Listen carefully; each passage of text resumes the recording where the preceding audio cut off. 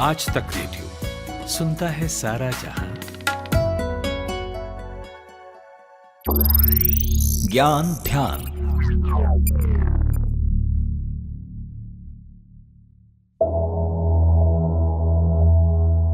किसी का गुजर जाना जज्बाती तौर पर उन लोगों के लिए बेहद तकलीफ भरा होता है जिनका वो करीबी होता है, और फिर दुनिया छोड़कर जा चुके इंसान को आखिरी विदाई दी जाती है। दुनिया भर में अंतिम संस्कार के कई तरीके अपनाए जाते हैं। कहीं दफन किया जाता है तो कहीं पर जलाया जाता है। पारसियों में तो शव को ऊंची जगह पर ले जाकर छोड़ दिया जाता है ताकि उसे दूसरे जीव खा सके। लेकिन अब लोग पर्यावरण को लेकर काफी जागरूक हो रहे हैं, जिसमें अब अंतिम संस्कार तक बात आ गई है। कहा जा रहा है कि अब अंतिम संस्कार को भी पर्यावरण के अनुकूल बनाया जाए, और इसकी शुरुआत करने जा रहा है ब्रिटेन। ब्रिटेन में डेड बॉडी को जलाने या दफनाने की बजाय अब पानी में डिकम्पोज करने की तैयारी चल रही है। ब्रिटेन की एक कंपनी है जो पारंपरिक रूप से दफनाने या दाह संस्कार के अलावा एक और नया प्लान सामने लाई है। आज बात इसी पर करेंगे। नमस्कार, आज तक रेडियो पर आप सुन रहे हैं ज्ञान ध्यान। मैं हूँ रोहित अनिल त्रिपाठी।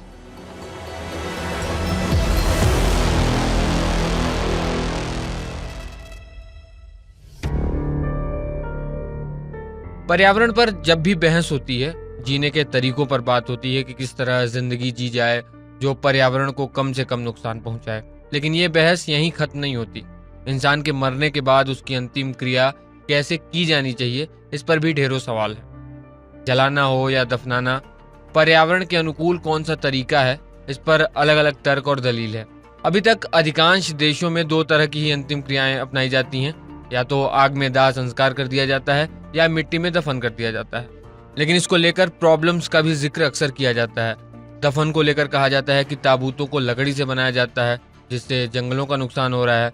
फिर इसमें केमिकल्स भी यूज किए जाते हैं, और ये भी कहा जाता है कि इसमें मेटल्स और प्लास्टिक का भी यूज किया जाता है ताबूतों को बनाने में, जो सैकड़ों साल जमीन में रहें तो भी बायोडिग्रेड नहीं होंगे। अब इससे खतरा यह है कि ग्राउंड वाटर पॉल्यूटेड हो जाएगा। लगभग यही दलील है दाह संस्कार को लेकर भी, कि उससे वायु प्रदूषण बढ़ता है। इसे ऐसे भी समझा जा सकता है कि एक दाह संस्कार से 400 किलोग्राम CO2 उत्सर्जित होता है। किसी कार से आप 1650 किलोमीटर चल लें तब जाके इतना कार्बन डाइऑक्साइड निकलता है। इसके अलावा इंसान के दांतों के जलने से निकलने वाला धुआं और हड्डियों से जहरीला धुआं निकलता है। तो कुल मिलाकर अंतिम क्रिया के ये तरीके पर्यावरण के लिए नुकसानदायक ही हैं। ब्रिटेन ने इन दोनों से ईतर एक नया तरीका खोजा जो अब ज्यादा इफेक्टिव कहा जा रहा है। ब्रिटेन की एक संस्था है कोऑप फ्यूनरल केयर। उसने इस साल के आखिर तक रेसोमेशन नाम का एक तरीका ढूंढा है जिसके माध्यम से अंतिम क्रिया की जाएगी। आप इसे जल दाह संस्कार या अल्कलाइन हाइड्रोलिसिस भी कह सकते हैं। इसमें डेड बॉडी को जलाया या दफनाया नहीं जाएगा, बल्कि पानी में डिकम्पोज किया जाएगा। अब ये समझ लेते हैं कि पानी में ये अंतिम संस्कार होगा कैसे। तो इसमें किया यह जाएगा कि डेड बॉडी को एक बायोडिग्रेडेबल थैली में बंद किया जाएगा, और फिर प्रेशर वाले पानी और थोड़ी मात्रा में पोटेशियम हाइड्रोक्साइड से भरे कंटेनर में रख दिया जाएगा। ये तेजी से टिश्यू और सेल को पानी के घोल में बदल देगा। इसकी एक साइकिल में करीब 4 घंटे लगेंगे। इसके बाद हड्डियां नरम पड़ जाती हैं और इन्हें सुखाकर सफेद पाउडर बना दिया जाता है, जिसे कलश में भरकर मरने वाले के रिश्तेदारों को या मरने वाले के चाहने वालों को दे दिया जाएगा। कई रिसर्च कहती है कि पानी में जब डेड बॉडी को डिकम्पोज किया जाता है तो इससे प्रदूषण नहीं फैलता, तो ये एक अधिक टिकाऊ ऑप्शन माना जा रहा है। इसका कारण है कि इस प्रोसेस में डेड बॉडी जहरीली गैस, वायु प्रदूषण या प्रदूषणकारी फ्लूइड नहीं छोड़ती है। किसी डेड बॉडी का दाह संस्कार करने से कार्बन डाइऑक्साइड और संभावित रूप से जहरीली गैसें निकलते हैं, जिसका जिक्र हम शुरू में कर चुके हैं। दफनाने में ग्राउंड वाटर पॉल्यूशन का खतरा है, जिसकी बात हो चुकी है। तो कुल मिलाकर इस तरीके को माना जा रहा है कि इससे प्रदूषण में कमी आएगी या प्रदूषण न के बराबर होगा। हालांकि ऐसा नहीं है कि ये कंसेप्ट पहली बार आया है। अमेरिका, कनाडा और दक्षिण अफ्रीका में भी इस पर बात चल रही है। इस तरीके पे काम करने की कोशिश हो रही है।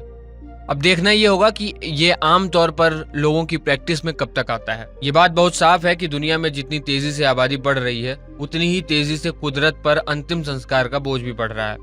जो अभी आम तरीके हैं अंतिम संस्कार के, वो पर्यावरण के लिए कितने नुकसानदेह हैं, इसकी बात हम कर चुके हैं। ऐसे में नए तरीके ढूंढना और उसे अपनाना हमारी जरूरत भी है और मजबूरी भी। तो ये था आज का हमारा ज्ञान ध्यान। कैसा लगा हमें बताइएगा जरूर radio@aajtak.com पर। आप हमें व्हाट्सएप पर भी अपनी प्रतिक्रिया भेज सकते हैं। 9953323303 हमारा व्हाट्सएप नंबर है। आज के ज्ञान ध्यान को प्रोड्यूस किया है साक्षी सिंघल ने। साउंड मिक्स कर रहे थे सचिन द्विवेदी। मैं हूँ रोहित अनिल त्रिपाठी। अब इजाजत दीजिए, सुनते रहिए आज तक रेडियो।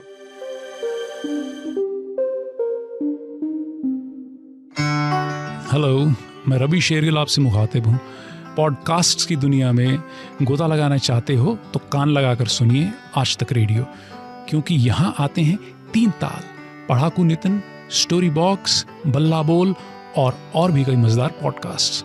आज तक रेडियो, सुनता है सारा जहां।